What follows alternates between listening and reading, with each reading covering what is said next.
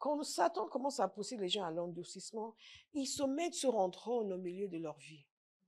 Ils s'imaginent que leur choix, leur attitude, ça va, les gens vont voir. Ils vont rien voir. Je vous assure, vous allez vous autodétruire.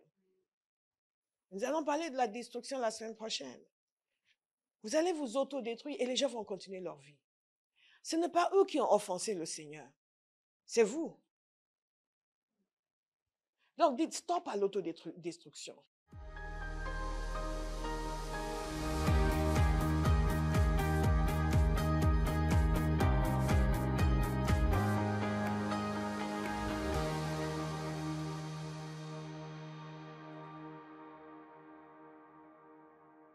Alléluia. Ouvrez avec moi dans notre texte de base, Hébreux 3, verset 7. Nous avons vu que Dieu nous parle, il nous communique ses promesses, il nous communique sa nature, il nous communique aussi des avertissements. Et que nous sommes prompts à écouter les promesses, mais nous sommes peu enclins à recevoir les avertissements. Or, si nous négligeons les avertissements, nous allons passer complètement à côté des promesses. Et nous allons voir aujourd'hui les dangers d'un cœur endurci. Danger pour soi et danger pour les autres. Et quand vous êtes face à quelqu'un qui a un cœur endurci, faites attention à vous, parce que c'est un danger. Non seulement la personne est en danger, mais c'est un danger pour les gens qui sont autour. Hébreux 3 nous dit ceci. C'est pourquoi, comme le dit le Saint-Esprit, verset 9, aujourd'hui, si vous entendez sa voix, n'endurcissez pas votre cœur. Vous allez m'aider à prêcher encore ce matin. Et vous allez dire à votre voisin, n'endurcis pas ton cœur. Dites à votre autre voisin, n'endurcis pas ton cœur. Si vous regardez méchamment, dites-le encore.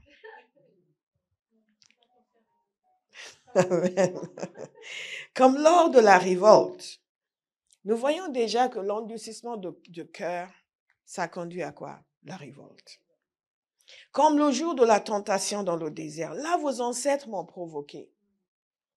Ils m'ont mis à l'épreuve et ils m'ont vu agir pendant 40 ans. C'est pourquoi j'ai été irritée contre cette génération et j'ai dit, ils ont toujours un cœur qui s'égare. Ils n'ont pas connu mes voies.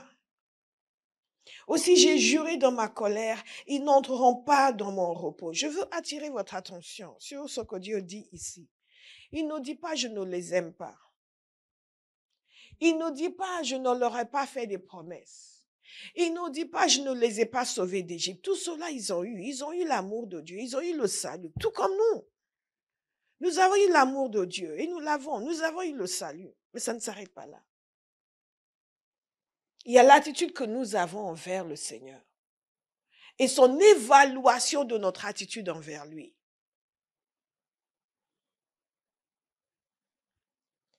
Et à cause de leur attitude envers Dieu, Dieu a décidé, ça suffit. Que ce ne soit jamais votre témoignage. Parce qu'il y a des individus comme cela dans la Bible où Dieu a dit les concernant, ça suffit. Nous en voyons même dans le Nouveau Testament, c'est ce qui est arrivé à Ananias et Saphira. Le Saint-Esprit a dit, ça suffit. On va les enlever de la terre. Cette possibilité de provoquer Dieu existe encore aujourd'hui. Et c'est pour cela que nous avons parlé du fait qu'une des causes de l'endurcissement du cœur, c'est une théologie partielle. La grâce sans la sainteté, l'élévation sans la souffrance, la bénédiction sans la consécration, le progrès sans le service. Et c'est l'histoire de ce peuple qui pourtant avait beaucoup souffert en Égypte. Et vous voyez ça dans l'église, vous voyez des gens qui ont souffert dans la vie. Le diable leur a fait voir de toutes les couleurs. Après, ils viennent dans l'église, ils sont sauvés. De toutes les manières possibles et imaginables. Ils sont sauvés spirituellement, mentalement, physiquement, ils sont sauvés. Et vous vous dites, ceux-là vont être reconnaissants, vont être fidèles, ils vont être des colonnes, ils vont être des amoureux de Dieu, ils seront prêts à tout faire pour Dieu. Mais non. Mais non. Mais non. Vous allez voir certains pour un oui, pour un non, retourner dans leur souffrance précédente. Rétrograder. Quand je vois les gens rétrograder, ils cherchent quoi avec Satan? Qu'est-ce que le diable a à leur offrir? Le même qui les avait malmenés avant. Et ces gens voulaient retourner en Égypte. Vous voyez dans quel... Et ils pensaient qu'ils étaient en danger. Ils pensaient qu'ils étaient menacés du fait de devoir entrer dans la terre promise. Vous connaissez l'histoire. Et c'est le mensonge que Satan dit aux chrétiens. Ils sont dans une situation, il va amplifier la situation, amplifier les difficultés, amplifier le problème. Ils vont estimer que ce qui est leur salut est leur problème. Oui, il y avait ça, et je ne peux plus. Quoi? Parce que Satan est entré dans leur tête. Là où est leur solution, il leur a fait croire que c'est là où est leur problème. Combien d'entre vous, vous n'avez pas eu des moments, certains au travail, le patron, celui qui peut vous promouvoir, vous le prenez en ennemi. Qu'est-ce qu'il a fait? Oui, mais tu te rends compte, il m'a dit, mademoiselle, votre rapport, ce n'est pas de qualité. Mais comment il peut dire ça? Parce que ce n'est pas de qualité. Vous voulez qu'il monte?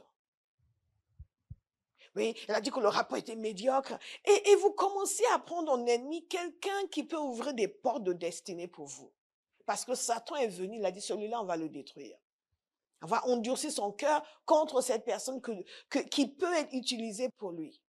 On va endurcir son cœur, on va lui monter la tête avec beaucoup de choses, beaucoup de griefs. On a parlé d'offenses réelles et imaginaires. Et les gens se laissent manipuler, se mettre dans un état émotionnel où après ils vont sortir volontairement de la volonté de Dieu. La majorité des difficultés que nous avons connues ne sont pas dues au fait que quelque chose nous est arrivé de l'extérieur, mais à cause de la réaction que nous avons eue à quelque chose que nous n'avons pas géré comme nous aurions dû gérer. Par faiblesse émotionnelle et spirituelle. Et regardez ces gens qui sortaient de l'esclavage, qui devaient être tellement reconnaissants, même si on leur disait qu'il y avait une multiplicité de géants, et quoi encore. Nous, on sort de 400 ans d'esclavage. Les géants, c'est quoi? Qu'est-ce qu'ils vont nous faire? Dieu nous a dit. Au lieu de ça, ils ont pris peur.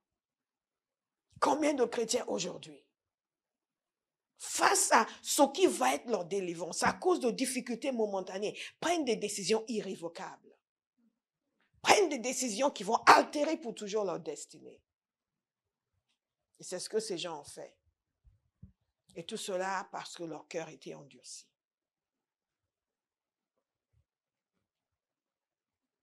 Faites attention, frères et sœurs. Dites à quelqu'un, fais attention. Fais attention. Nous devons être là à dire aux gens, fais attention. Au lieu d'aller dans leur sens, au lieu de caresser leurs faiblesses, au lieu de les pousser dans la force, leur dire, dès que quelqu'un exprime quelque chose qui est con, quelle que soit la raison, dites, fais attention. Dites à quelqu'un encore, fais attention. Faites attention, frères et sœurs, qu'aucun de vous n'ait un cœur mauvais et incrédule, qui le détourne du Dieu vivant. Vous vous souvenez de ce passage que nous avons lu la semaine dernière? Ils se détournent et ils s'en vont. Quand les gens ont un cœur endurci. Au contraire, encouragez-vous les uns les autres, chaque jour, aussi longtemps qu'on peut dire aujourd'hui, afin qu'aucun de vous ne s'endurcisse, trempé par le péché.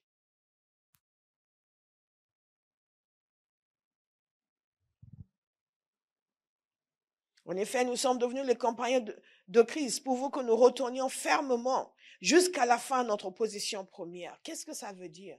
Ça veut dire que ce n'est pas votre manière de commencer, c'est votre manière de terminer. Que vous pouvez bien commencer. Il va se passer des choses qui vont tester votre endurance, qui vont tester votre caractère, qui vont tester votre cœur, qui vont tester votre foi. Est-ce que vous allez maintenir le cap? Ou est-ce que vous allez vous déconnecter?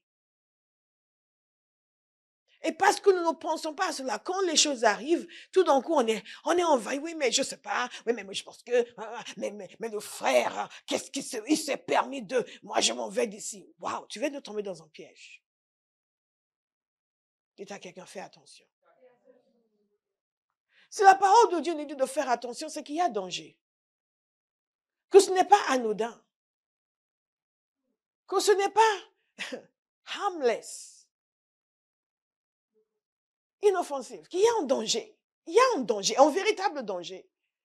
Nous pensons que le seul danger que nous courons, c'est que les démons viennent nous attaquer la nuit. Non, les plus grands dangers que nous courons sont dus à nous-mêmes.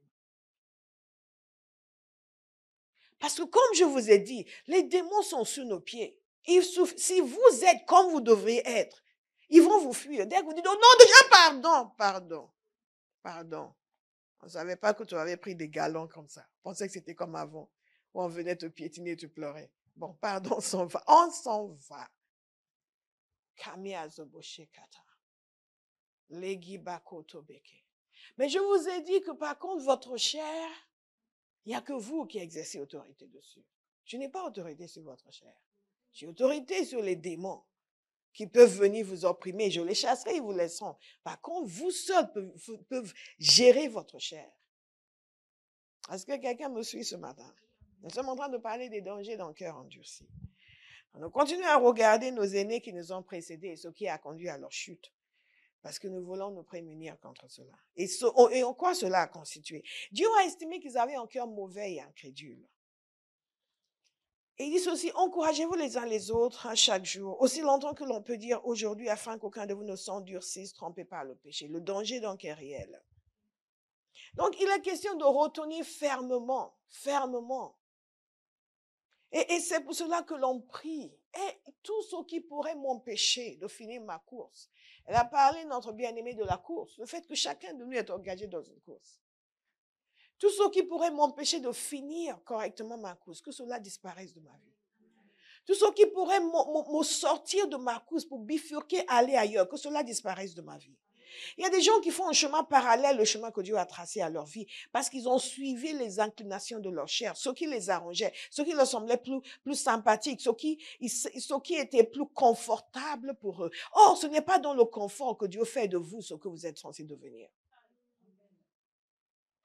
À chaque fois que vous fuyez une situation, vous fuyez une difficulté, vous fuyez un problème parce que vous voulez être tranquille, vous venez de sortir du chemin que Dieu a tracé pour vous.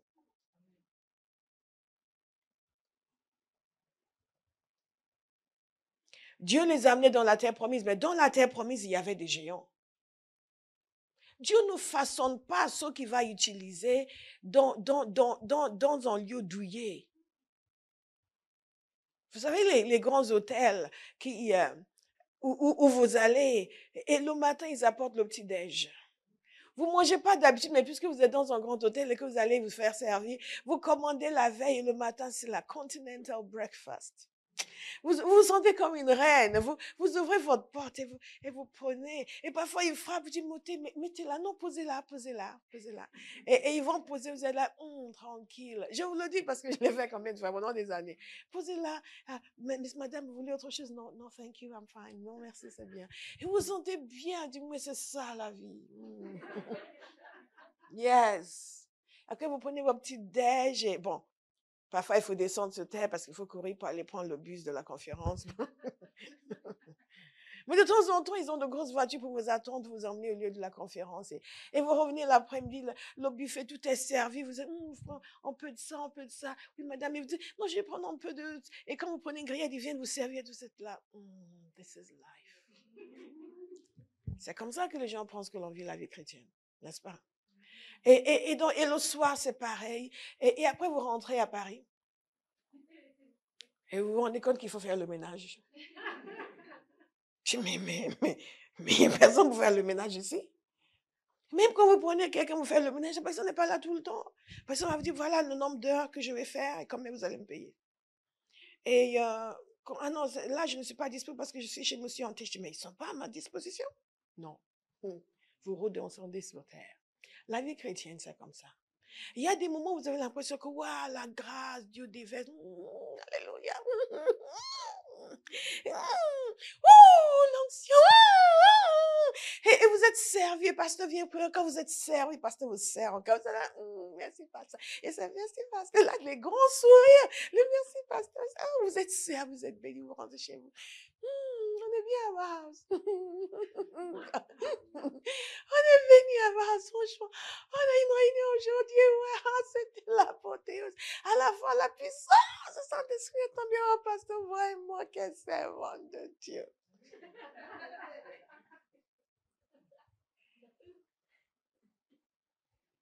Et après, quand on fait la réunion des ouvriers, on fait le bilan.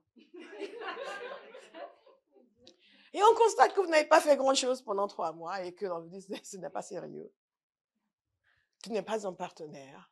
Je ne conçois pas que pendant 3 mois.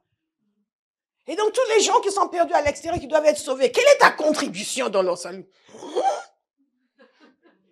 Non, moi, je sais, mais franchement, je ne sais pas si ma place passe. Mais ce place est trop dur.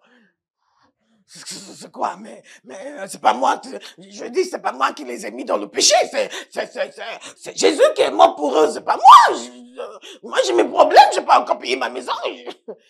Et tout d'un coup, ça change. Et quand on vous dit que, en fait, les gens ne viennent pas automatiquement, il faut aller les chercher. Oui, on a évangélisé, ils ont bafoué, il faut retourner. Oui, mais non, il y a quelque chose en nous qui pense que tout doit être juste douillet, confortable, agréable. Mais les gens qui vivent comme ça sont des gens qui ne sont pas utiles à Dieu. Vous me suivez? Est-ce que vous me suivez? Et c'est tellement facile de fonctionner comme les Israélites. Ah, on entre dans la terre promise, on sort d'Égypte, on part, on sort d'Égypte, la terre promise, la terre promise, la terre promise. Et on arrive à Marin, il n'y a pas d'eau. Mais c'est quoi ça? On m'a dit que si je donnais ma vie à Jésus, il allait s'occuper de mes affaires. On m'a dit qu'à Bahaus, Dieu bénit les gens. Maintenant, j'ai un problème. Étape par étape, parce qu'ils ont refusé d'accepter la réalité. Dites la réalité. La réalité. Et donc maintenant, enfin, on va pouvoir entrer dans cette fameuse terre promise. Un pays où coule le lait et le miel, on arrive, on va regarder. Waouh, c'est bien. Ah, il y a des géants. Mais qu'est-ce que c'est que ça? Mais nous avons tué. Mais c'est Moïse. Mais aussi, à chaque fois que les choses deviennent difficiles, ces gens démissionnaient. Regardez, ils démissionnaient. Et beaucoup de chrétiens, dès que les choses deviennent difficiles, ils démissionnent. S'ils ne démissionnent pas physiquement, ils démissionnent à l'intérieur.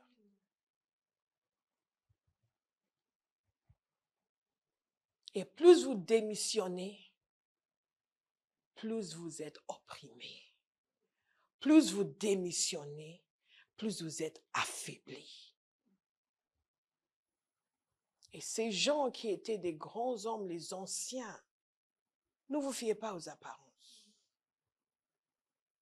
Ont pris peur. Et la promesse de Dieu n'avait plus de valeur. Ce n'était pas juste on n'y va pas, mais on va tuer ce Moïse. On va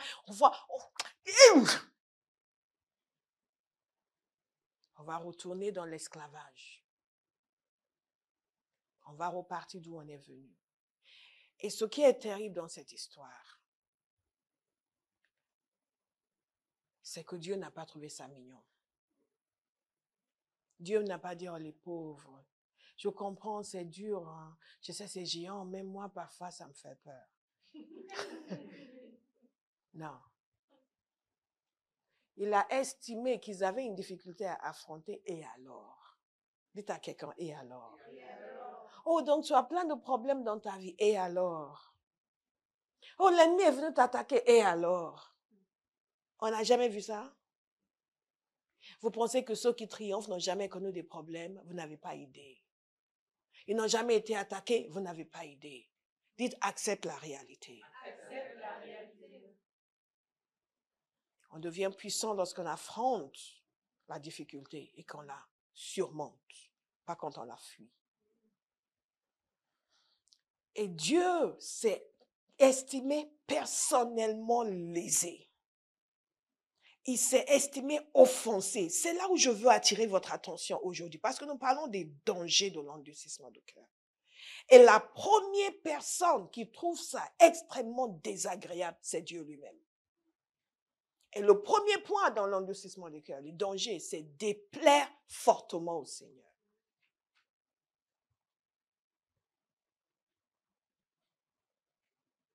On pourrait dire, ma bien-aimée a parlé tout à l'heure de la frustration que l'on peut causer pour le pasteur. Elle n'a même pas idée. Hey, Jesus is Lord. Moïse était frustré. Il était irrité. Mais ce n'était pas ça le pire. Parce que à un moment donné, on voit que oui, bah, je vais avec ces pasteurs parce que j'ai fait ceci. Mais ce n'est pas ça le pire. C'est que Dieu était irrité. Maintenant, je dis pas, pasteur avec ça, c'est pas grave. C'est grave. Hein? La parole de Dieu nous dit que ce ne serait pas à votre avantage. Mais la gravité de la chose, c'est que Dieu était irrité. Ils l'ont provoqué, ils l'ont mis en colère. Il était vexé. Et c'est pour cela que je vous dis que si Dieu ne vous a jamais repris, vous ne l'avez pas encore entendu. Et lui-même dit, quand on perd, celui qui aime corrige. Les gens qui font n'importe quoi et qui ne voient pas où est le problème, c'est des gens qui n'entendent pas la voix de Dieu. Absolument pas. Ou qui pensent que, oh, il suffit de dire, oh, je suis désolé, écoutez, ben, je demande pardon. Non, ça n'enlève pas la colère du Seigneur. C'est ça qui m'a, moi, le plus fait peur dans ce passage. Et je vous assure, beaucoup de gens irritent le Seigneur et n'en sont même pas conscients. Et ils pensent que le problème, c'est telle personne ou telle personne. Non, pas du tout. Le monde entier peut être mécontent de vous si Dieu n'est pas mécontent de vous. Premièrement, il y a des gens qui n'en sont pas conscients, qui pensent que c'est juste un tel qui est mécontent. Ensuite, il y a des gens qui irritent le Seigneur, mais qui sont convaincus qu'il est d'accord avec eux. Ça, c'est vraiment un endurcissement de cœur de première catégorie. Et quand vous voyez des gens comme ça, vous êtes démunis. J'en ai connu des personnes comme ça. Vous êtes totalement démunis. Vous ne savez même plus quoi dire ni quoi faire pour les aider. Parce que quelqu'un qui quand même sait que bon, écoute, j'ai prié et qui pense que bon, il a demandé pardon à un tel et que ça va. Mais quelqu'un qui est persuadé que Dieu est d'accord avec lui. Et ces gens étaient comme ça. Est-ce que vous avez remarqué ce qu'ils ont fait quand ils sont revenus? Au début, ils ont attaqué Moïse, Aaron, ils voulaient repartir. Et après, ils s'en sont pris au Seigneur lui-même. Mais quand Korah a fait sa rébellion, il a dit, toi Moïse, toi Aaron, vous vous mettez au-dessus du peuple de Dieu. Vous vous souvenez? En d'autres termes, nous sommes du côté du Seigneur. Vous deux là, vous êtes méchants avec le peuple de Dieu. La terre s'est ouverte et les a avalés. C'est à ce point que l'on peut se tromper. C'est à ce point qu'on peut être tellement endurci et courir en vrai danger et ne même pas se rendre compte. Ils ont déplu fortement au Seigneur. Et ils ne savaient même pas. Pour eux, le problème, c'était Moïse et Aaron.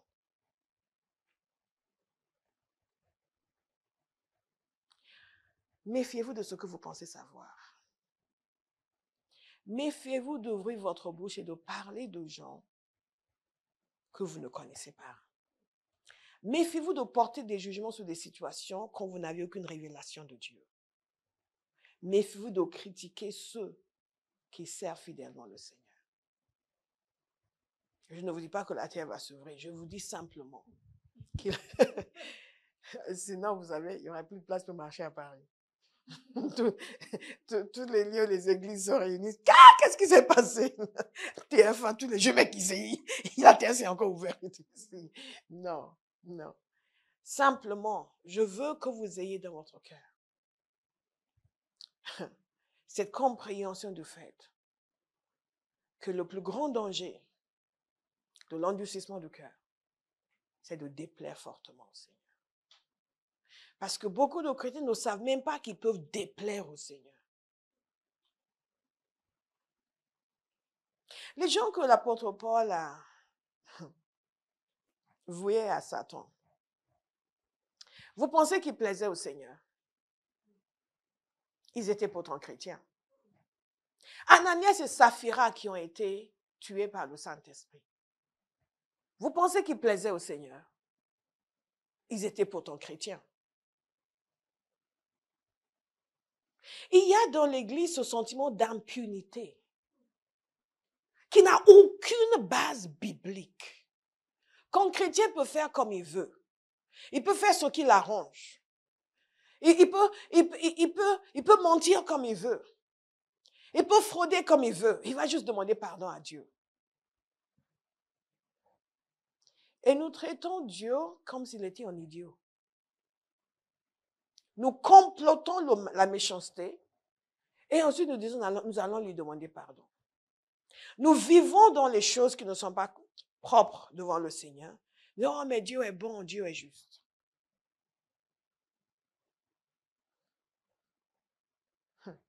Ce que Dieu est, c'est miséricordieux. Mais même la miséricorde ne s'étend qu'à ceux qui reconnaissent leur tort et qui font quelque chose pour réparer les dégâts qu'ils ont causés.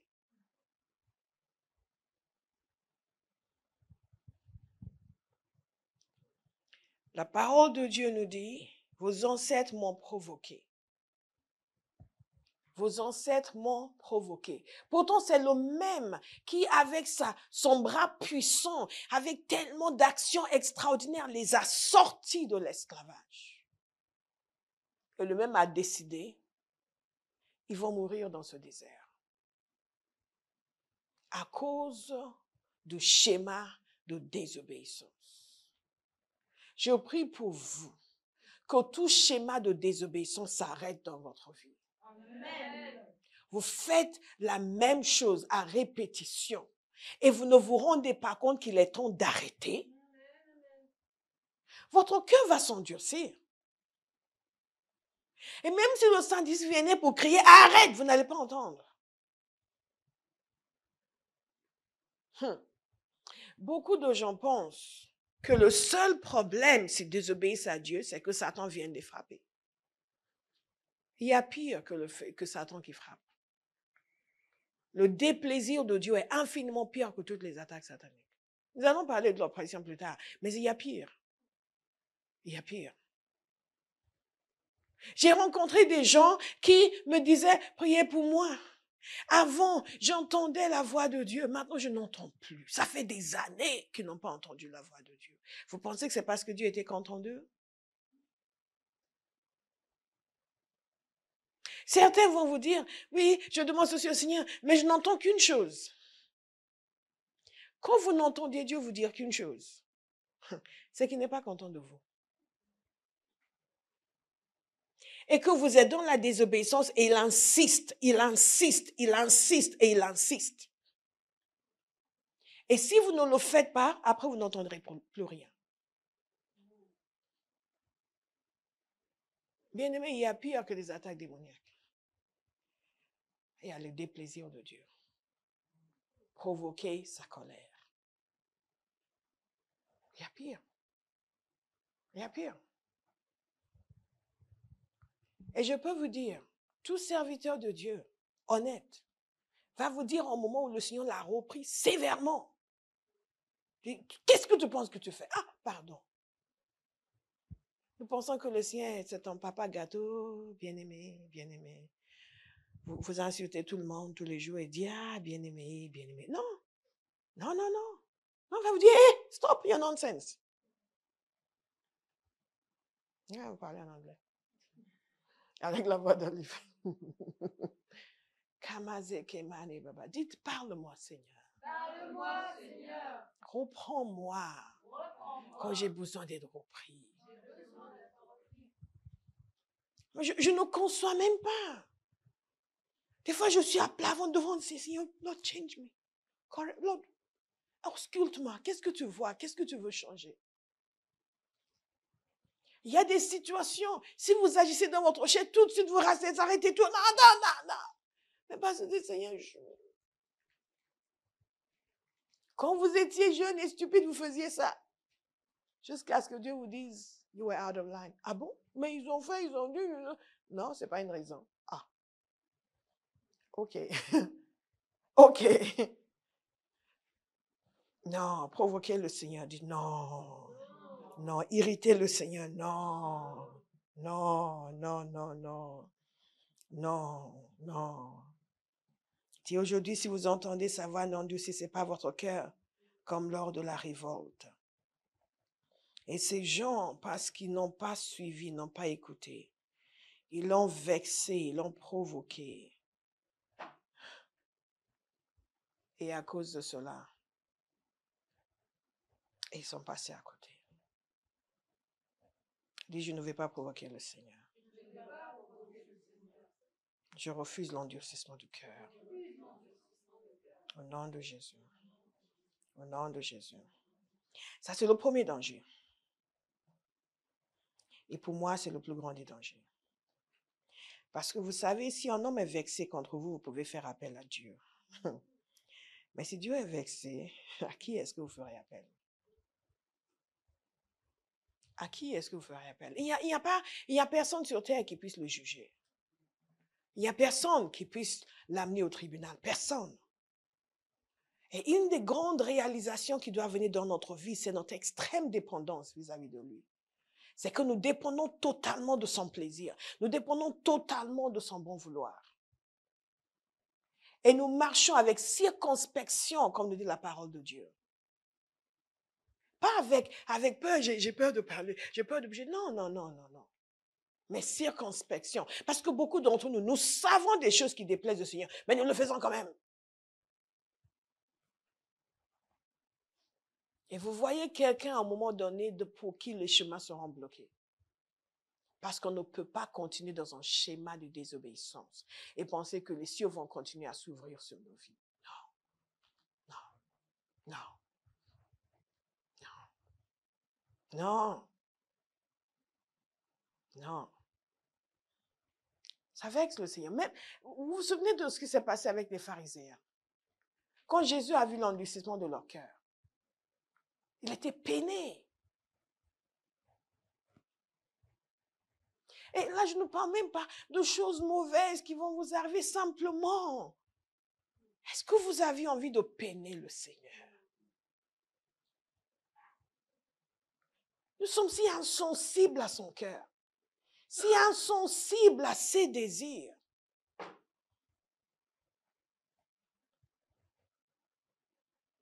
Parfois, vous voyez les gens parler de l'église. Oui, mais parce que l'église demande ça. Je dis, mais c'est la maison de Dieu. Tu sais, Dieu qui t'a sauvé là. Hein? C'est sa maison. Tu comprends? Tu te souviens de Jésus? Celui qui t'a sorti de messe où tu étais. C'est son œuvre. Ce n'est pas l'œuvre de ton ennemi. Ce n'est pas l'œuvre de cette famille qui est l'ennemi historique de ta famille. Non, ça c'est le Jésus qui t'a sauvé. Celui que tu appelles tous les jours pour t'aider. C'est son œuvre. Donc cette déconnexion que tu ressens vis-à-vis de son œuvre n'est pas naturelle. Mais tu te plains de son œuvre, mais tu es constamment en train de quémander son aide. Où est la logique? Et lui te demande de faire et tu ne veux pas, mais tu lui demandes de faire pour toi. On continue. Où est la logique? Ça peine le cœur du Seigneur. C'est ton durcissement de cœur. Et Jésus, il regarde ces gens. La parole de Dieu dit qu'il a promené le regard sur eux. Il a promené sur eux, écoutez bien, un regard de colère.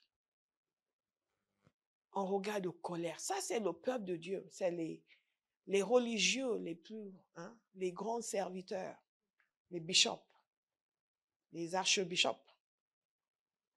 Et il les regardait avec un regard de colère à cause de l'état de leur cœur. Et la parole nous dit qu'il était peiné par l'endurcissement de leur cœur. Je ne peux même pas imaginer ce que le Seigneur ressent après tout ce qu'il fait pour nous. Quand il voit notre attitude vis-à-vis de lui, vis-à-vis des perdus, vis-à-vis de son œuvre, il doit être peiné.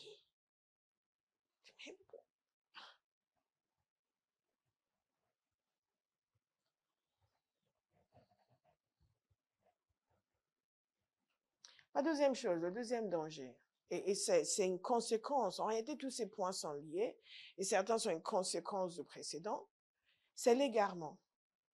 Ces gens se sont égarés complètement, dans leurs pensées ils se sont égarés. Ils ne connaissaient pas ces voies. Ils s'égarent en continu, on s'égare complètement, on se perd. Quand on a un cœur endurci, on ne perçoit plus ce que dit le Saint-Esprit, on ne perçoit que nos idées, nos émotions, nos pensées. Ce qui nous arrange, nous sommes le roi de notre existence et tout doit être défini en fonction de ce qui me convient, moi, en ce moment. Ce que le Saint-Esprit dit, ça n'a pas d'importance. Et on s'égare. Tout donc, on n'écoute plus, on n'écoute plus. Je vous disais tout à l'heure qu'il y a des gens qui me disaient, ça fait des années que je n'entends plus la voix de Dieu. C'est normal. Ils se sont égarés. Ils se sont complètement égarés. Les gens s'égarent, ils s'égarent complètement. Après, c'est oui, je sais pas, je sais. Quelqu'un qui était à fond, qui savait des choses, qui priait, tout d'un coup, vous le voyez, la confusion, il est perdu. Tu dis, what is the matter? Ils sont perdus. Pourquoi? Parce que la direction du Saint-Esprit n'est plus présente dans leur vie. Kamasekata. Égaré. Quand on choisit de ne pas écouter la voix de Dieu, de n'écouter que ses émotions, de n'écouter que ses désirs, de n'écouter que sa volonté. Au bout d'un moment, on n'entend plus rien. Et là, on s'égare et on ne fonctionne que par notre logique à nous. Il y a beaucoup de chrétiens. Leur vie est basée uniquement sur leur logique personnelle. Il n'y a no divine input. Aucune contribution divine à leur vie ou à leur choix. Et donc, ils sont souvent perdus. Ouais, je sais pas, je suis en train de voir. Parce qu'ils sont égarés complètement. Ils vont s'égarer dans leur choix. Ils vont s'égarer dans leurs relations. Ils vont s'égarer. Certains vont se marier avec des gens. Vous dites, mais. Oui, je sais pas, à l'époque, je pensais que, même dans son sommeil, il y a des choses qu'on doit voir. Mais c'est l'égarement. Certains vont s'égarer pour suivre les mauvaises personnes. Vous voyez quelqu'un qui était à Bahaus, par exemple. Après, vous entendez qu'il est maintenant avec un prophète étrange. Vous dites, mais how is that possible? Égarement. Égarement. Égarement total. Mais c'est qui ce prophète? Mais tu étais à Bahaus et après, maintenant on te dit qu'il faut aller chercher du sel pour qu'on prie pour toi. What? Et c'est toujours quelqu'un qui choisit de ne pas écouter. Et au bout d'un moment, il n'y a plus cette impulsion de l'esprit de dire, stop. Dis, je refuse de m'égarer. Je vais écouter la voix de Dieu. Je refuse les schémas de désobéissance. Je ne vais pas m'endurcir. Vous savez, dans Proverbe 1, il nous a dit ceci. Parce qu'ils ont haï la science, Proverbe 1, 30, ils ont haï la science et ils n'ont pas choisi la crainte de l'Éternel, Proverbe 29 plutôt, et maintenant je lis le 30, parce qu'ils n'ont point aimé mes conseils, notez bien, ils n'ont point aimé mes conseils et ils ont dédaigné toutes mes réprimandes. Ils se nourriront du fruit de leur voix. Et ils se rassasieront de leurs propres conseils. Car la résistance des stupides les tue. Et la sécurité des insensés les perd. Méditez sur ce passage, s'il vous plaît. Ne soyez pas si enclins à rejeter des choses. Vous sentez que le Saint-Esprit vous dit quelque chose. Ouais, mais bon. Non. Dites danger. Danger. Vous recevez des conseils bibliques pour votre vie, vous choisissez de faire autrement. Parce qu'après tout, on est tous enfants de Dieu. Pourquoi on me dit ça? La parole de Dieu nous dit, ils n'ont pas choisi la crainte de l'Éternel. Ils n'ont point aimé mes conseils et ils ont dédaigné mes réprimandes. Ils se nourriront du fruit de leur voix. En d'autres termes, ils vont s'égarer sur leur propre voie. Ils ne vont pas prendre les voies du Seigneur. Dieu va les laisser aller où ils veulent aller. Il va les laisser faire ce qu'ils veulent faire. Mais après, ils vont se nourrir de cela. Donc, en d'autres termes, ils vont porter les conséquences des choix qu'ils auront faits. Dites, c'est sérieux. C'est sérieux. C'est sérieux. C'est ce qui se passe dans la vie de beaucoup de chrétiens. C'est pour ça qu'on a l'habitude que les gens qui devraient être puissants, forts, porter l'œuvre, porter l'évangile, restent encore dans un état d'assister. Parce qu'ils se sont égarés. Ils ont suivi leur propre voie. Et ils sont en train de se nourrir de leur propre voie, de vivre les conséquences de leur refus d'écouter le Seigneur et d'écouter des conseils bibliques. L'endurcissement du cœur. Ils se rassasient de leurs propres conseils. En d'autres termes, ils vont se conseiller eux-mêmes.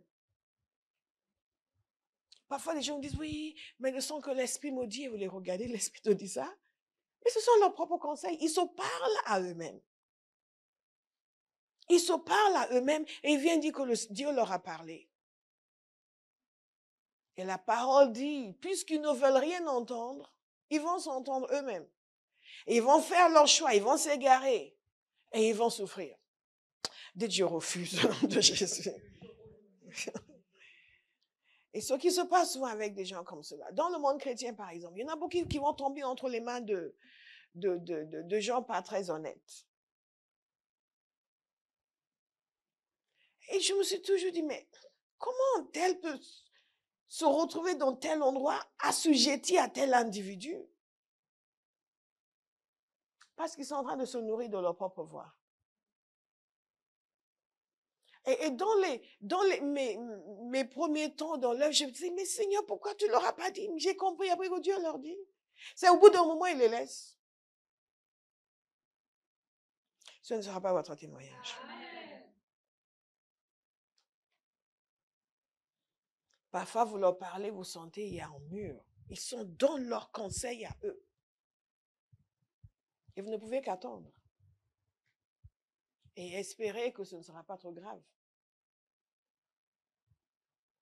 Quand vous voyez des gens après entrer dans certaines sectes, les gens m'ont dit, oui, j'étais membre de telle église après, je ne sais pas, j'ai rencontré telle personne. Je me dis, mais comment tu es passé de là à là? Parce qu'à un moment donné, ils ont commencé à suivre leurs propres conseils. Ils ont cessé de se laisser conduire, de se laisser enseigner bibliquement. Leur cœur s'est endurci. Ils ont refusé d'être conduits par le Saint-Esprit. Qu'est-ce qui se passe? Ils sont égarés. Et les gens qui sont égarés, vous allez les voir, vous avez l'impression qu'ils sont dans un autre monde. Que la communication ne passe pas. Mais méfiez-vous. C'est pourquoi j'ai été irritée contre cette génération et j'ai dit, ils ont toujours un cœur qui s'égare. Ils n'ont pas connu mes voies. Aussi, j'ai juré dans ma colère, ils n'entreront pas dans mon repos. Ça, c'est quelque chose qui caractérise les gens qui sont égarés. Ils n'ont pas de repos. Ils veulent toujours vous prouver que maintenant c'est super, tout va bien, mais ils n'ont pas de repos. Si vraiment vous pouvez discerner, vous allez voir que c'est pas bon. Dites, je ne vais pas m'égarer. Je ne veux pas m'égarer. Je ne veux pas m'égarer. Je vais vous donner un troisième point. Notez-le bien, s'il vous plaît. Et je vous invite vraiment à méditer. Un des dangers qui guettent les gens qui ont le cœur endurci, quelle que soit la raison pour laquelle le cœur s'est endurci, c'est qu'ils passent à côté du calendrier divin et des rendez-vous divins. Du fait déjà de leur égarement, quand le cœur est endurci, on n'entend pas la direction divine. On n'entend pas les conseils bibliques. Et parfois, il y a des rendez-vous que Dieu a préparés pour nous et on passe complètement à côté. Des rendez-vous pour débloquer certaines situations, des rendez-vous pour nous connecter avec certains individus. Et on passe complètement à côté. Parce qu'il n'y a plus de sensibilité au Saint-Esprit. Regardez Israël. C'était vraiment un rendez-vous divin pour eux. C'était le timing de Dieu pour eux d'entrer dans la terre promise. Mais parce que leur cœur était endurci, ils ont refusé les combats qu'il fallait pour y entrer. Je peux vous assurer, bien-aimés, les combats, ce n'est pas la preuve que Dieu n'est pas là. Au contraire, c'est la preuve que Dieu est là. Les défis, ce n'est pas la preuve que Dieu n'est pas là. C'est la preuve que Dieu est là et qu'il y a quelque chose qui vous attend de l'autre côté. Si vous tenez bon, dites, je vais tenir bon. Je vais tenir bon. Aïe, vous ne pouvez même pas imaginer. La pression qui peut venir parfois pour faire ce qui n'est pas bien aux yeux du Seigneur. Parce qu'on a besoin de quelque chose là, maintenant. Mais si vous tenez ferme et que vous dites, je ne vais pas m'égarer, je vais suivre la voie de Dieu, vous n'allez pas rater votre rendez-vous. Beaucoup de gens pensent, oui, mais si je ne le fais pas maintenant, vous vous souvenez de Saül? Saül pensait qu'il allait rater le rendez-vous divin parce que Samuel n'était pas venu. Donc, il a décidé de faire le sacrifice lui-même. Et ce faisant, il a raté le rendez-vous divin. Ce n'est pas par nos sens naturels que nous jugeons. Ce n'est pas par notre ressenti que nous jugeons. Ce n'est pas parce que nous sentons en nous que nous jugeons. Non, non, non. Nous jugeons uniquement par ce que Dieu a dit. Parce que Saül a jugé par son ressenti, par ses émotions, ses peurs, ses craintes. Le peuple est en train de me quitter, mais je vais être tout seul. Mais Samuel n'est pas venu. Il a sacrifié, il a fait l'Holocauste. Il a complètement raté son rendez-vous divin. Samuel allait venir, dans le temps que lui-même a décidé de venir. C'est le prophète de Dieu. Il allait faire l'Holocauste et Saül aurait été encore affirmé à la tête du peuple. Au lieu de ça, il a raté complètement le rendez-vous. Il a fait les choses à sa manière. Bien-aimé, dites à quelqu'un, ne fuis pas l'adversité. Ne fuis pas l'adversité. J'ai noté quelque chose ici, et je vais vous le dire, je vais essayer de vous le rendre en français parce que je l'ai noté en anglais. Ceux qui sont appelés et qui ne sont pas conscients du fait qu'il leur faut une intervention chirurgicale, la chirurgie à cœur ouvert plutôt, qui ne sont pas conscients du fait qu'il leur faut la chirurgie à cœur ouvert, et le nettoyage des cieux sur leur vie tombe entre les mains de l'ennemi. Tous ceux qui sont appelés de Dieu, vous et moi, il faut que Dieu possède, opère en nous, qu'il fasse la chirurgie à cœur ouvert. Et non seulement ça, qu'il y ait un nettoyage des cieux sur nos vies, un nettoyage spirituel de notre environnement. Si nous ne sommes pas conscients de cela et que nous n'acceptons pas cela, nous allons complètement rater le timing de Dieu pour nous. Nous allons nous égarer en voulant fuir ce que nous devrions affronter. Nous allons nous égarer en refusant d'accepter ce que nous devrions accepter. Nous allons nous égarer en criminalisant les gens que nous devrions honorer. Il a criminalisé Samuel. C'est de ta faute. Tu n'étais pas arrivé en temps et en heure. Au lieu de dire, bon, il me quitte, il s'en va, l'armée s'en va, mais heureusement que Samuel va venir. Il ne va pas me laisser ici. Donc, dès que Samuel vient, c'est bon. Les choses vont être réglées. Non, au lieu de ça, il décide de faire les choses à sa manière. Et il a raté complètement le rendez-vous divin. Mais il n'a pas que raté le rendez-vous divin. Et d'ailleurs, rappelez-vous, lorsque Dieu a manifesté sa colère, certains ont dit finalement, oui, mais on va y aller, on va y aller. Non, vous n'allez nulle part. C'est fini. Et Saül n'a pas que raté le rendez-vous divin. Dans cette situation, c'est pire. Il a raté sa destinée. Et c'est le 4e point. Prenez le 13 au sérieux, s'il vous plaît. Il a complètement raté sa destinée. Complètement. Ce que David est devenu, c'est ce que Saül aurait dû devenir. Le plus grand roi d'Israël. C'est ce que Saül aurait dû devenir. Mais c'est tout le contraire. Il est devenu le roi d'Israël dont on a honte. Il est devenu le roi d'Israël que l'on utilise pour montrer ce qui arrive aux gens qui ne vont pas jusqu'au bout avec le Seigneur. Ce qui arrive aux gens qui, comme Hébo le dit, ne maintiennent pas le cap. Ce qu'ils ont reçu en premier, ils n'ont pas continué. Et Saül est devenu la manifestation de cela. Il a raté où sa destinée? Il a raté sa destinée. Dites à quelqu'un, tu ne vas pas rater ta destinée. Pour entrer pleinement dans notre destinée, nous avons besoin de sensibilité, beaucoup de sensibilité, pour nous laisser conduire et une grande discipline pour suivre. La sensibilité pour nous laisser conduire et la discipline pour suivre. Je peux vous assurer, il y a des moments où le Saint-Esprit va vous saisir pour quelque chose et vous avez l'impression que vous avez mal dans tout votre cœur et dans tout votre corps et vous allez suivre quand même. Il va vous positionner quelque part et c'est chaud, mais vous allez continuer quand même. Il y a toujours un lieu où Dieu nous affecte. Et Saül l'a complètement raté parce qu'il a continué en schéma de désobéissance. Cet endurcissement était tel que Dieu a décidé, stop. Il a choisi quelqu'un d'autre à sa place. Les gens pensent que c'est uniquement dans l'Ancien Testament que Dieu remplace les gens. Ce n'est pas vrai. Une des choses que l'on dit couramment concernant Kathryn Kuhlman, qui la connaît ici? Ouais, il y a des gens qui ne connaissent pas Kathryn Kuhlman. Kathryn Kuhlman est une prédicatrice américaine des années 60. C'est une femme qui a été utilisée puissamment par le Saint-Esprit. Dieu, à travers elle, a manifesté dans son église une dimension d'onction jusque-là inconnue. Évidemment, elle a beaucoup souffert parce qu'il y a des gens qui estimaient qu'en tant que femme, elle n'avait pas le droit de prêcher et qui l'ont beaucoup attaquée et beaucoup critiquée. Mais l'onction de Dieu sur sa vie était tellement extraordinaire que certains étaient obligés de se plier. Et Kathryn Kuhlman avait l'habitude de dire qu'elle n'était pas la première personne que Dieu avait appelée pour ce ministère. Qu'il y avait des gens que Dieu avait appelés mais qui n'ont pas accepté.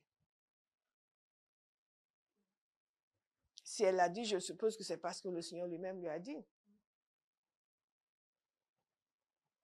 Et donc, il y avait certainement d'autres personnes sur qui Dieu avait mis la main, qui devaient manifester ce genre d'onction dans leur génération, mais ça ne s'est pas fait parce que les gens n'ont pas suivi.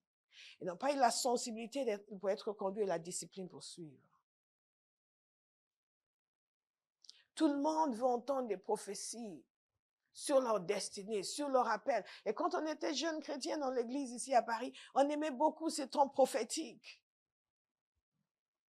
Où les prophètes venaient d'ailleurs et prophétisaient sur nous. Mais la prophétie ne changera rien dans votre vie sans votre obéissance. Je peux vous le dire, parce que j'en connais beaucoup, beaucoup. Depuis que cette église existe, j'en connais beaucoup. Dieu m'a montré ce qu'il avait pour leur vie, clair et net. Des gens qui aujourd'hui devraient être des serviteurs de Dieu aguerris, mais qui sont égarés. Qui sont passés complètement à côté de ce que Dieu a pour leur vie, à moins qu'ils ne se reprennent dans l'avenir.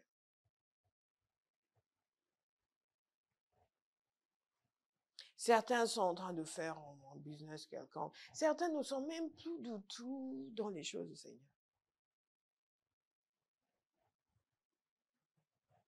Hey! Vous êtes encore là? Hey! Hey! C'est sérieux ce qu'on me dit ce matin, n'est-ce pas? C'est très sérieux. J'ai dû dire oui au Seigneur. Il n'allait pas m'obliger. Et non seulement dire oui, mais accepter le processus inconfortable de transformation, de façonnage. Parce que tel que vous êtes brute. Il faut passer par un processus de transformation, de raffinage. Ce processus n'est pas toujours confortable. Et quand on dit, bah, au nom de Jésus, la puissance vient, l'onction vient, la révélation, la parole, c'est le résultat d'un processus. Saül n'a pas respecté le processus. Comme beaucoup de gens aujourd'hui ne respectent pas le processus. Certains vont pleurer, comme l'ami s'avait fait hier quand elle a vu son bilan. Moi, je ne suis pas impressionnée par les larmes. Au début, on était émotionnés. Oh, quelqu'un a pleuré. Oh, papa, je pleure autant que tu veux. Si tes pleurs ne conduisent pas au changement, c'est une perte de temps, une perte d'émotion. Il faut qu'il y ait un changement. Parce que le temps passe. Dites à quelqu'un, le temps passe. Quand est-ce que tu vas obéir à Dieu? Quand tu vas être un vieillard, j'ai 90 ans, je vais prêcher l'évangile aux jeunes. Ça va être un peu difficile.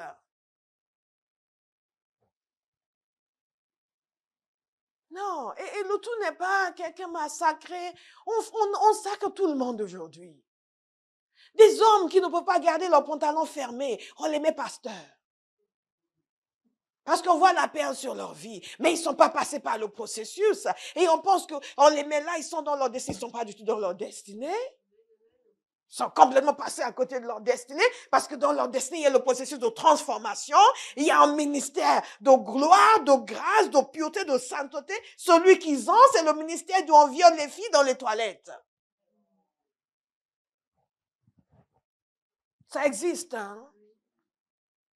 Et quand ils ne passent pas à l'acte, ils ont un regard tellement impur, ils vous regardent et disent, ouh, qu'est-ce qu'on a déversé sur moi là?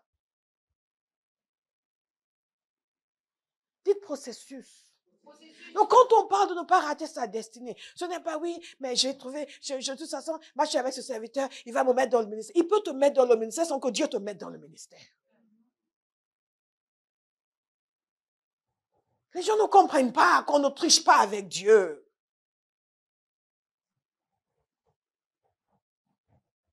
Ça, il était bien roi, n'est-ce pas? Mais Dieu l'avait enlevé. Il l'avait enlevé. Il était encore là, mais il l'avait enlevé. Il a complètement raté sa destinée. Au point où maintenant il est devenu persécuteur. Mais on parlera la semaine prochaine des persécuteurs. Parce que ça aussi, c'est l'endurcissement du cœur. Ça transforme les gens en persécuteurs. Ah, dit, je ne vais pas rater ma destinée. La sensibilité pour entendre et suivre. La sensibilité pour se laisser conduire et la discipline pour suivre. Parfois, il faut vous discipliner pour suivre. Quand Dieu vous impose de faire veiller, de prier toutes les nuits pendant un mois, il faut une discipline pour suivre. Parce qu'après, vous allez vous rappeler tous les gens qui n'ont jamais fait de veillée et qui ont de grands ministères.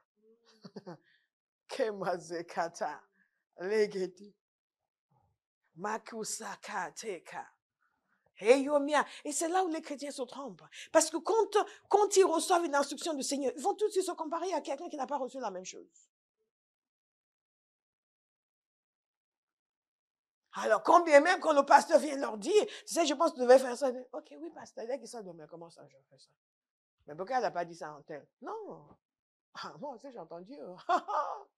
Heureusement qu'on a tous le Saint-Esprit. Alléluia.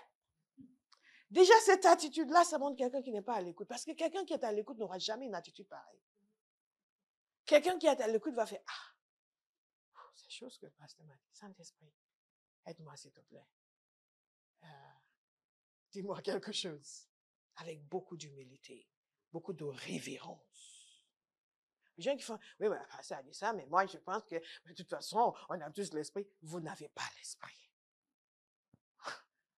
On n'en a pas et on parle comme ça. Et si vous l'avez vraiment, c'est que vous êtes déjà égaré.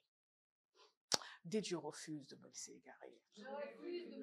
Je refuse de rater ma destinée. Écoutez, dans le monde, on dit que la fin justifie les moyens. Ce n'est pas vrai dans le royaume. Ce n'est pas vrai dans le royaume. Quand on veut vivre pleinement sa destinée, on doit suivre les règles. On doit suivre les règles du Seigneur. Ce n'est pas une destination simplement où on veut arriver, c'est un chemin que l'on prend. Des choses que le Seigneur m'avait apprises quand il m'enseignait sur la foi. C'est que la foi, ce n'est pas obtenir l'objectif, c'est tout le parcours, tout le cheminement doit être fait dans la foi. C'est pas juste là, et après, c'est fait, ouf, c'est bon, je l'ai. Je peux recommencer ça, c'est trop dur. C'est comme ça que beaucoup de gens fonctionnent dans la foi.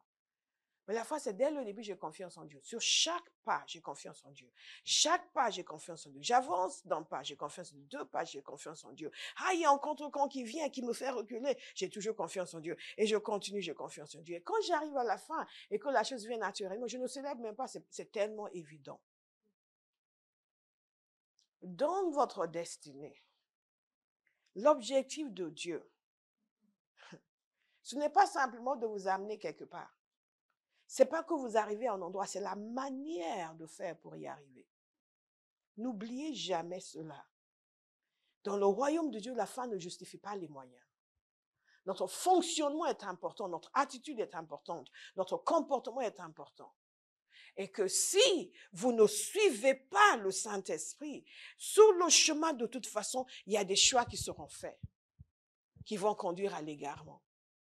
Et donc, Satan va vous encourager. Vous allez arriver à quelque chose qui ressemble à la destination. Mais ce n'est pas la destination que Dieu a pour vous.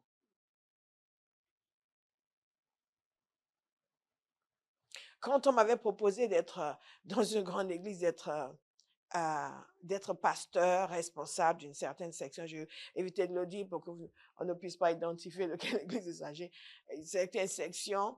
Et moi, je n'y avais pas vraiment attaché une importance du genre, waouh, super, mais c'était quand même une offre intéressante. Ça, c'est avant Abraham, bien sûr.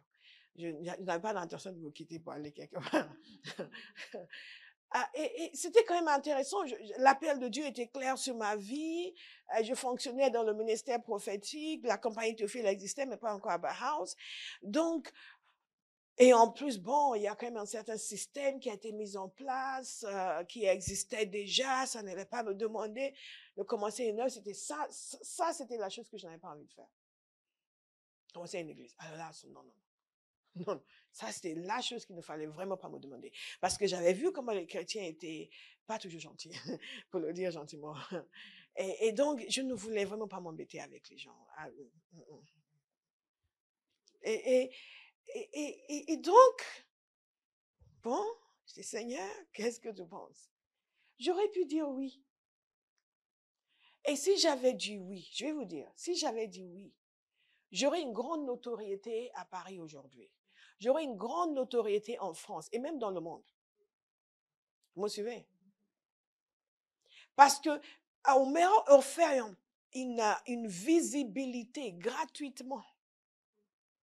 Et que les capacités que vous connaissez, que le Seigneur avait déposées en moi, allaient connaître leur expression et toucher le plus grand nombre.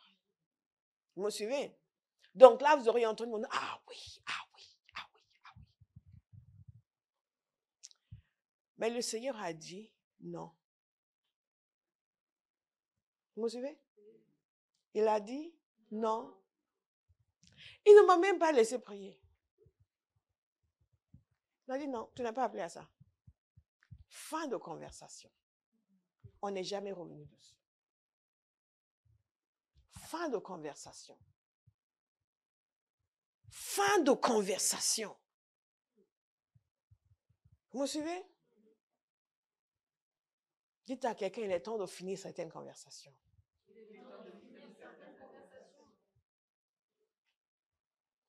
Le ministère n'est pas une fin en soi. Nous sommes censés suivre Dieu, la destinée que lui a pour nous. Et beaucoup de gens passent à côté parce qu'ils regardent ce qui est attirant dans le naturel. Ce qui va les honorer, les bonifier, leur donner quelque chose en statut, en confort, en bien-être, et ils passent complètement à côté et ils hypothèquent leur destinée. Bien-aimés, nous sommes faits par Dieu. Nous lui appartenons.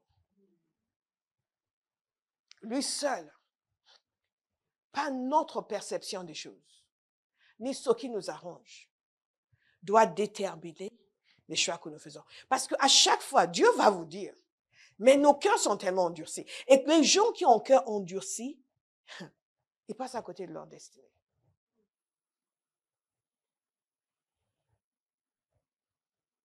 Et il n'y a rien de pire. Vous arrivez à la fin de votre vie et finalement vous comprenez que mais telle année j'ai fait le mauvais choix. What?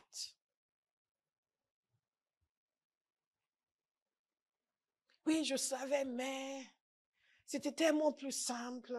Plus simple. C'était tellement plus simple pour Saül de faire tout ce qu'il a fait, d'amener toutes ces bêtes. Il dit, regardez, toutes ces belles bêtes. Il a tout amené, c'était tellement plus simple.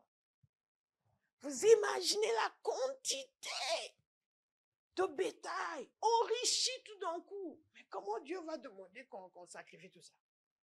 Qu'on tue toutes ces bêtes? Mais non. Sa richesse était multipliée par 20, 30, 100.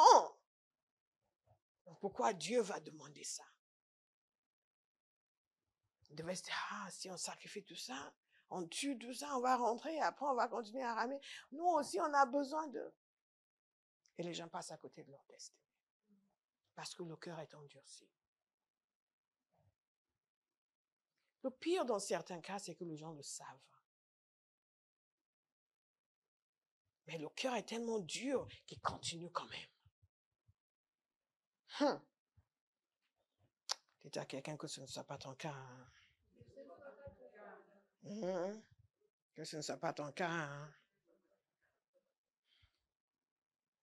J'ai juste voulu lire un peu de ce que Dieu a dit à Saül. Et on va terminer avec...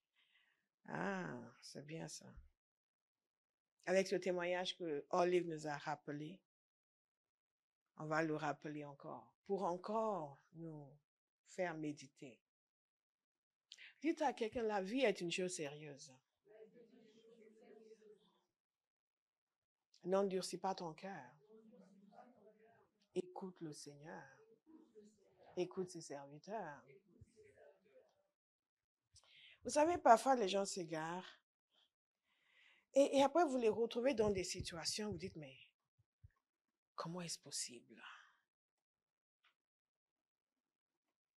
J'avais vu quelque chose en ligne d'une personne qui était ici, une espèce d'imbroglio avec un serviteur vulgaire, si vous pardonnez le mot. Et je me suis dit, mais ce n'est pas possible.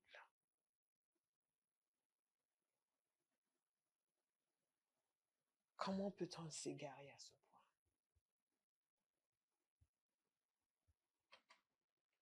N'endurcissez pas votre cœur. Quand on vous parle pour votre bien.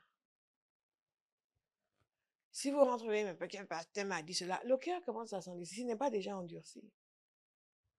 Parce que, est-ce que vous savez, la parole de Dieu nous dit qu'il a établi des serviteurs pour votre bien, pour vous former, pas pour leur propre bien. Et on peut se croire tellement important qu'on s'imagine que oui, ils vont voir. Ils vont voir quoi? Ils vont voir quoi? Dis-moi, est-ce que tu as des amis qui se sont séparés de toi au cours des 20 dernières années? Tu as encore envie? Tu vis bien sans eux? Dites à quelqu'un, je vivrai bien sans toi. Donc, n'endurcis pas ton cœur. Vous me suivez? Quand Satan commence à pousser les gens à l'endurcissement, ils se mettent sur un trône au milieu de leur vie. Ils s'imaginent que leur choix, leur attitude, ça va, les gens vont voir. Ils vont rien voir. Je vous assure, vous allez vous autodétruire. Nous allons parler de la destruction la semaine prochaine. Vous allez vous autodétruire et les gens vont continuer leur vie. Ce n'est pas eux qui ont offensé le Seigneur. C'est vous. Donc dites stop à l'autodestruction. Stop à l'autodestruction. Même si sur le coup ils sont, mais comment Hamid a pu me faire ça? On était de bons amis. Vite, ils vont passer dessus. Il y a des gens sur terre ici aujourd'hui, leurs parents sont décédés, ils continuent de vivre. Vous me suivez? Ta mère est partie, tu l'aimais comme ton cœur, tu l'aimes toujours. Parce que tu me parles d'un modèle, on était allé au marché, elle me disait, ma mère se serait arrêtée là. Ma mère se serait arrêtée là. Ça fait des années qu'elle est partie. Le cœur est toujours attaché. Mais est-ce qu'elle est malheureuse tous les jours? Non. Au contraire, elle est extrêmement heureuse. Et maman n'est plus là. Mais ça n'a pas empêché sa joie. Prenez votre vie au sérieux. Et les conseils qui sont donnés, c'est pour votre bien. C'est la responsabilité que Dieu nous a donnée pour vous aider à exceller dans la vie. Pour vous aider à devenir des hommes et des femmes extraordinaires et puissants. N'imaginez pas que vous allez faire quelque chose et ils vont voir. On ne va rien voir. Je vous assure tout de suite. On ne va rien voir. On va être choqué sur l'instant et après on va passer. Dites à quelqu'un, n'aura pas ta destinée. Regardez. Dieu lui dit, nous avons lu ça la semaine dernière. Il dit, l'Éternel te rejette et te retire la royauté. Est-ce qu'on peut imaginer que Dieu soit capable de dire ça à quelqu'un? Je te rejette. Un de ses enfants, c'est ce qu'il a fait à Ananias et Saphira. Il les a non seulement rejetés, il les a expulsés de la terre. Ça, c'est être rejeté. Il y a beaucoup de gens qui sont rejetés, qui sont encore là, qui peuvent encore dire, oh, pardon Seigneur. Eux, ils ont été rejetés définitivement. Il les a expédiés ailleurs. Quittez la terre. L'Éternel te rejette et te retire la royauté. C'est ainsi que l'Éternel t'arrache aujourd'hui la royauté d'Israël pour le donner à un autre qui est meilleur que toi. Meilleur que toi. Bien aimé, Dieu remplace les gens. Moi, Lord, just anything you want to do. But I will fulfill my destiny. I will fulfill my destiny. Quand Judas a fait son show, qu'est-ce qu'ils ont dit? Qu'est-ce que les disciples ont dit? Vous vous souvenez? Qu'est-ce que les apôtres ont dit? Qu'un autre prenne sa charge. Il a complètement raté sa destinée. Et ils ne sont pas restés là à pleurer. Qu'un autre prenne sa charge. Donc dites à quelqu'un, ressaisis-toi. N'endurcis pas ton cœur. Sois sérieux. Occupe la place qui t'a été donnée. Entre dans ta destinée. Qu'un autre ne prenne pas ta place. C'est comme ça que Dieu fonctionne. Les apôtres ont dit, ils ont dit, regardez, c'est arrivé à Judas qui a fait ça, qui a fait ça. Bon, la parole de Dieu dit qu'un autre prenne sa charge. Ok, on va choisir quelqu'un d'autre. Ils ne sont pas restés de dire, oh pauvre Judas. Oh Judas, il était encore là au milieu de nous. Mais pourquoi il a fait ça? Pourquoi il a fait ça lui aussi? Mais pourquoi il a fait ça? Oh, je me souviens du temps où on était ensemble. Tu sais, un jour, on était allé au marché. Non. Ils ont dit, la parole dit qu'un autre le remplace. Vous ne serez pas remplacé. Amen. Au nom de Jésus. Amen. Dites amen avec force. Amen. Ils ne l'ont pas remplacé parce qu'ils ne l'aimaient pas. Ils l'ont remplacé parce que lui-même est sorti de sa destinée. Dis, je ne sortirai pas de ma destinée.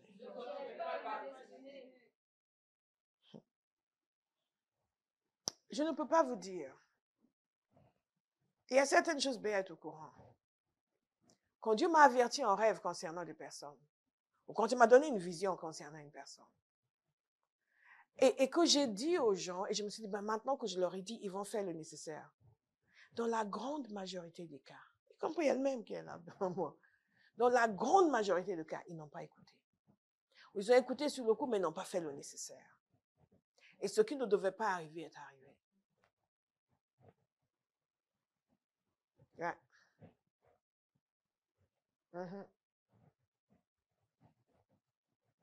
Dans la grande majorité des cas, ils n'ont pas fait le nécessaire. C'est pour cela que quand on dit que quelqu'un rate sa destinée, il ne faut pas pleurer parce que ça n'arrive pas comme ça. C'est un schéma de désobéissance. L'endurcissement de cœur. L'endurcissement de cœur. Quand Dieu montre quelque chose et prévient, c'est parce qu'il y aura quelque chose. Donc fais attention, corrige ça, rectifie ça, fais quelque chose. Et beaucoup de gens sont tellement aveuglés, ils n'écoutent pas. Oui, ils écoutent. Ils peuvent même mal interpréter. Oui, mais je pense que ça veut dire ça. Non, non, non, non, je pense. Et ils argumentent avec vous pour vous dire, vous, à qui Dieu a donné la révélation, ce que ça veut dire. En d'autres termes, je ne suis pas d'accord avec vous. Jusqu'à ce que le pire arrive. Et les gens ne s'arrêtent même pas en ce moment-là pour dire, ah, on m'avait dit ça. Donc, il faut que je corrige, que j'évite. Non. Dis, je ne rattrape pas ma destinée. Je termine encore en vous rappelant l'histoire de ce serviteur de Dieu. Il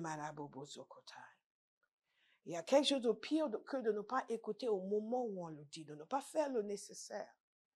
On n'écoute pas, on ne fait pas le nécessaire. Troisièmement, quand les choses arrivent, on ne prend même pas conscience que mais Dieu avait prévenu. Il faut que je me ressaisisse.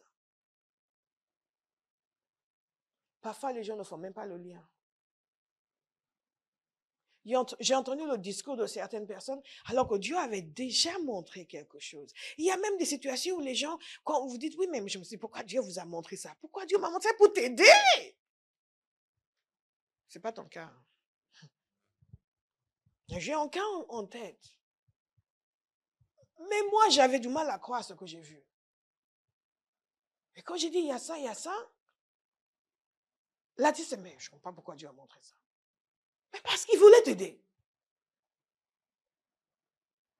J'ai prié pour une personne. Vous ne sortirez pas de votre destinée. Amen. J'ai prié pour une personne. Ce que j'ai vu, j'ai failli tomber à la renverse. Et c'est Dieu qui choisit quand il montre. Je peux être avec vous tout le temps et ne rien voir. On est là, alléluia. Et un jour, Dieu m'ouvre les yeux, je vois Armin, je dis, Jesus. Comme ils font dans les films nigériens, vous voyez. Ce n'est jamais, c'est Jesus.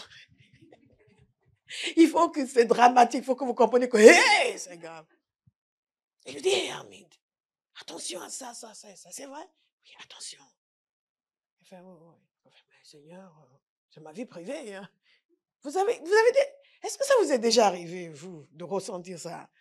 Quand vous recevez la prière, c'est ma vie privée, Seigneur, pourquoi? Non, vous êtes des anges, non, ça n'arrive pas. Vous êtes merveilleux, vous, ça ne vous arrive pas. C'est Dieu qui sait parce qu'il veut nous aider.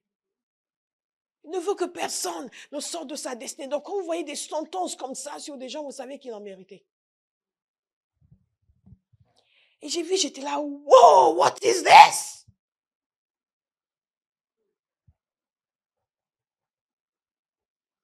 On a discuté après.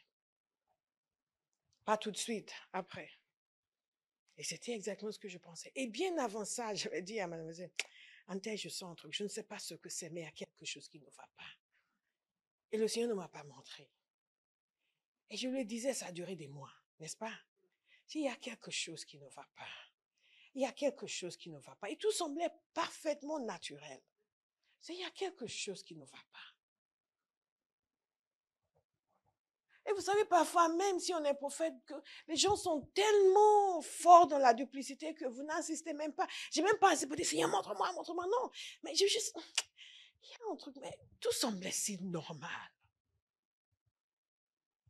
Dieu veut nous aider. Et quand le Seigneur a monté, j'étais là, Jesus. Non, je n'ai pas fait ça. En général, quand je prie pour les gens, vous ne savez même pas. Parfois, je vois, je suis très choquante et je suis là, ok, il y a ça. Et vous ne pouvez même pas imaginer ce que c'est. Vous ne pouvez pas, vous pensez que oh, tout le monde était, la gloire. Parfois, c'est, non, c'est pas vrai. Il n'y a qu'une seule fois, je prie pour quelqu'un, où je me suis assise. C'était en temps de délivrance. Et j'en avais entendu des choses. J'en ai entendu des choses. Mais là, et le Seigneur arrive, il y a ça, il y a un truc avec quelqu'un qui dit oui, J'ai dit, là, tu m'as assommé. J'ai tout entendu, mais là, tu m'as assommé. Bon, ce n'est pas vous, ce n'est pas l'un d'entre vous. Dieu merci. Et dans la situation où j'ai discuté avec la personne après, je me suis dit, OK, maintenant, la personne va corriger le tir, va reprendre les choses. Non, c'est la dernière fois que je l'ai vu. quelqu'un qui est sorti de sa destinée.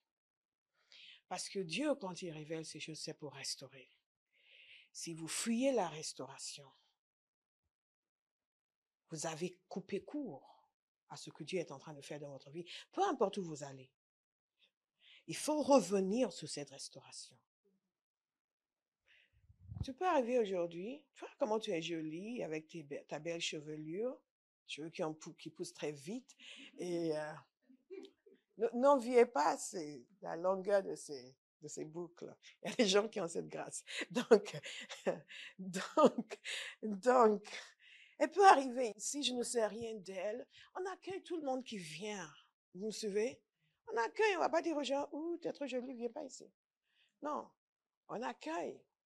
Mais si vous avez quitté quelque chose de pourri, cette odeur va vous accompagner. Aujourd'hui, les chrétiens pensent que la solution, c'est fuir un endroit. Mais ce n'est pas ça, on ne fuit pas ce que Dieu veut faire dans nous.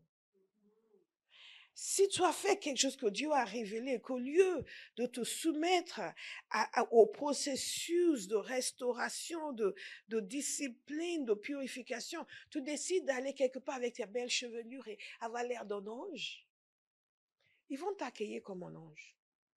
Mais la pourriture va rester dedans. Vous me suivez? Et avec cette pourriture, on n'entre pas dans sa destinée. Le serviteur de Dieu qui voulait quitter l'endroit où il était, qui voulait quitter l'endroit où il était parce qu'il n'en pouvait plus, celui à qui Olive a fait référence. Il était tellement loin de Dieu que s'il allait quelque part, ils allaient l'accueillir partout. Oh, viens nous annoncer la parole. Oh, serviteur. Et il n'était pas dans le péché, entre guillemets. Ils allaient l'accueillir partout. Viens nous annoncer la parole. Viens nous annoncer la parole. Viens nous annoncer la parole. Mais tout le monde va l'accueillir sans savoir qu'il est dans la désobéissance. Ce n'est pas l'accueil des hommes qui fait l'approbation de Dieu.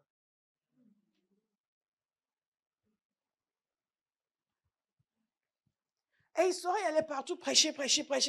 Il aurait passé sa vie à prêcher. Les gens seraient touchés. Les gens seraient gagnés. Les gens seraient bénis. Je vous assure, plus Dieu vous utilise, plus vous devez poser des questions. Et à la fin de sa vie, Dieu lui dira, bon, bienvenue. On va ouvrir le livre. Il y aura une entrée.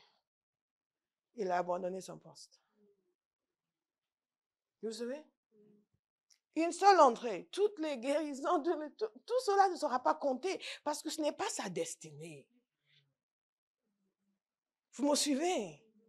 Ça, ce n'est pas sa destinée. C'est pour ça qu'on ne va pas partout. Ce n'est pas parce qu'on est invité qu'on y va. Il y a des serviteurs de Dieu, dès qu'il y a une invitation, ils courent. Il faut qu'on me voie partout. Il faut qu'on sache que le ministère réussit. On a failli faire cette erreur aussi. Et on a compris que, wow, on ne fait pas ça. On ne va pas partout. Si je voulais, je pourrais être dans une église différente. Je peux organiser des choses. Appeler des gens. Tiens, tu connais tes pasteurs, dis-lui que tu peux me recommander. Jamais dans ma vie. La seule chose qu'on fait, on peut mettre nos vidéos sur des plateformes différentes. Mais de là, appeler, invitez-moi, invitez-moi. Jamais. Quelqu'un m'a appelé une fois pour que je l'invite. Tu l'invites pourquoi? Pourquoi? C'est pas une raquette ici. On va t'inviter, on va prendre l'argent des brebis, on va te donner. Après toi aussi, tu vas m'inviter. C'est pas une raquette. Je t'invite parce que je t'inviterai si Dieu me dit de t'inviter parce qu'il veut que tu viennes déverser quelque chose à son peuple. Pas des raquettes, hein. C'est une église, je vais t'inviter juste pour que tu aies un endroit pour prêcher. Non. Est-ce que vous me suivez? Est-ce que vous me suivez? Et dans son livre, il y aura une ligne. Il a abandonné son poste. Mais si vous voyez ce serviteur aujourd'hui, la grâce qui est sur lui, toujours dans ce village. Mais le monde entier est venu dans ce village. Quand il fait les conférences, les gens viennent du monde entier dans ce village. Ça, c'est la personne qui était là, seule, abandonnée, qui n'avait même pas de quoi acheter du savon pour se laver. Dieu lui a envoyé de l'argent pour sortir de sa volonté. mais il ne lui a pas envoyé de l'argent pour acheter un savon. Alléluia. Pour ceux qui, mais j'ai fait, mais c'est difficile. Vous ne savez pas ce que c'est difficile. Changez votre conception de la difficulté. Si vous voulez être utile à Dieu. Aujourd'hui, tout le monde le célèbre, ce serviteur. C'est une des grandes voix dans le monde aujourd'hui. Les gens vont dans son village où il n'y a pas de route goudronnée. Je connais cet endroit. Je peux attester qu'on n'a pas envie d'y habiter. Bon, on l'appelle une petite ville, vous savez. Mais les gens viennent du monde entier pour y aller. Pourquoi? Parce qu'il est resté dans sa destinée. Il est resté, il a été sensible à la voix du Saint-Esprit. La difficulté est naturelle. Les défis sont normaux. Ça, c'est la réalité de la vie chrétienne. Quand vous vous plaignez parce que c'est difficile, vous manifestez votre faiblesse. Vous n'avez jamais raison de vous plaindre de la difficulté. Jamais. Jamais. Jamais. Tout ce qui est difficile pour vous est le révélateur de votre insuffisance de force. Vous me suivez? Tout ce qui est difficile pour vous, c'est une voix qui vous dit, tu n'es pas assez fort. Et vous savez, les gens qui se plaignent le plus sont les gens qui souffrent le moins. C'est eux qui se plaignent le plus. Bien-aimés, nous n'allons pas sortir de notre destinée. En cœur endurci, cet homme, s'il avait eu un cœur endurci, il serait quand même parti. Il dit, ah non, ben, Seigneur, je suis désolé si tu vas écrire ça dans ton livre, mais je vais quand même te servir, je vais prêcher partout. Il serait quand même parti. Il y a beaucoup de gens qui ont entendu le Seigneur leur dire non, non, non. Et ils ont quand même fait. Ils ont fait. Et si on est honnête et on commence à parler sérieusement entre nous ici, certains vont reconnaître qu'il y a des moments où ils savaient que Dieu leur disait ne fais pas ça, ils l'ont fait quand même. Mais dites ça, la dernière fois sera la dernière fois pour toujours. Vous me suivez? Parce que Dieu, nous avons besoin de lui. Je vous invite à vous lever, nous allons prier.